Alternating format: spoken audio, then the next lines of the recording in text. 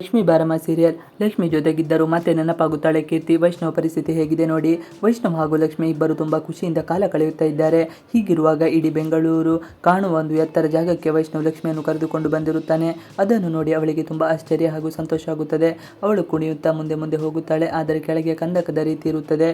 ಹಾಗಾಗಿ ವೈಷ್ಣವ್ ನಿಧಾನಕ್ಕೆ ಹೋಗಿ ಮಹಾಲಕ್ಷ್ಮಿ ಅಂತ ಹೇಳುತ್ತಾನೆ. ಆದರೂ ಅವಳು ಕೇಳೋದಿಲ್ಲ. ಯಾಕೆಂದರೆ ಅವಳಿಗೆ ಅಷ್ಟೊಂದು ಸಂತೋಷ ಆಗಿರುತ್ತದೆ. ಕುಣಿಯುತ್ತಾ ಅವಳು ಮುಂದೆ ಹೋಗಿ ಆ ಜಾಗಕ್ಕೆ ಕರೆದುಕೊಂಡು ಬಂದಿರುವುದಕ್ಕೆ ಧನ್ಯವಾದ ಎಂದು ಹೇಳುತ್ತಾಳೆ. ವೈಷ್ಣವ್ ಸುಮ್ಮನೆ ಸಣ್ಣದಾಗಿ ನಗುತ್ತಾನೆ. ಅವಳ ಖುಷಿಯಲ್ಲಿ ನೋಡಿ ಇವನು ಕಳೆದು ಹೋಗಿರುತ್ತಾನೆ.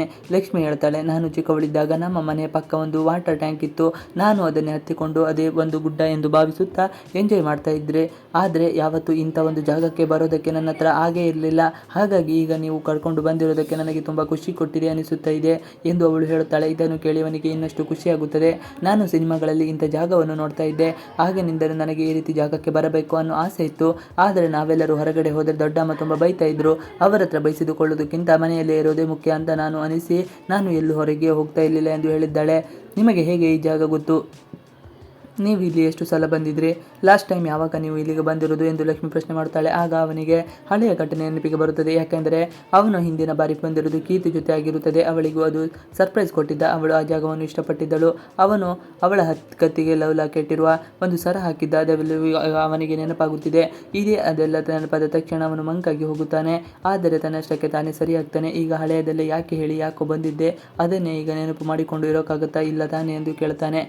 ಹೌದು ಹೌದು ಅಂತ ಲಕ್ಷ್ಮಿ ಹೇಳ್ತಾಳೆ. ನಾನು ಈಗ ಹಳೆಯದನ್ನೆಲ್ಲ ಮರೆತು ಹೊಸ ನೆನಪನ್ನು ಕಟ್ಟಿಕೊಳ್ಳಲು ಬಂದಿದ್ದೇನೆ ಎಂದು ಅವನು ಹೇಳುತ್ತಾನೆ. ಈಗ ಏನಾದರೂ ನಿಮ್ಮ ಜೊತೆ ಹೊಸ ಹೊಸ ನೆನಪನ್ನು ಸೃಷ್ಟಿಸಿಕೊಳ್ಳುತ್ತಿದ್ದೇನೆ ಎಂದು ಹೇಳ್ತಾನೆ. ಲಕ್ಷ್ಮಿ ಕೂಡ ಓಕೆ ಎಂದು ಹೇಳುತ್ತಾಳೆ. ಲಕ್ಷ್ಮಿ ಬಾರಮ್ಮ ಕಲರ್ಸ್ ಕನ್ನಡ ವಾಹಿನಿಯಲ್ಲಿ ಪ್ರಸಾರವಾಗುತ್ತಿರುವ ಧಾರಾವಾಹಿಗಿದು ಹಲವಾರು ಜನರ ಮೆಚ್ಚುಗೆಯನ್ನು ಗಳಿಸಿದೆ. ಪ್ರತಿದಿನ ಸಾಯಂಕಾಲ ಈ ಧಾರಾವಾಹಿ ಪ್ರಸಾರವಾಗುತ್ತದೆ. ಲಕ್ಷ್ಮಿ ಹಾಗೂ ವೈಷ್ಣವ್ ಗಂಡ ಹೆಂಡತಿಯಾಗಿದ್ದು ಅವರ ಜೀವನದ ತಿರುವುಗಳು ಇದರಲ್ಲಿ ಪ್ರಸ್ತುತಪಡಿಸಲಾಗುತ್ತಿದೆ. ಭಾಗ್ಯಲಕ್ಷ್ಮಿ ಧಾರಾವಾಹಿ ಇದರೊಟ್ಟಿಗೆ ಶುರುವಾಗಿದೆ. ಇವಿಷ್ಟು ಇವತ್ತಿನ ವಿಡಿಯೋ.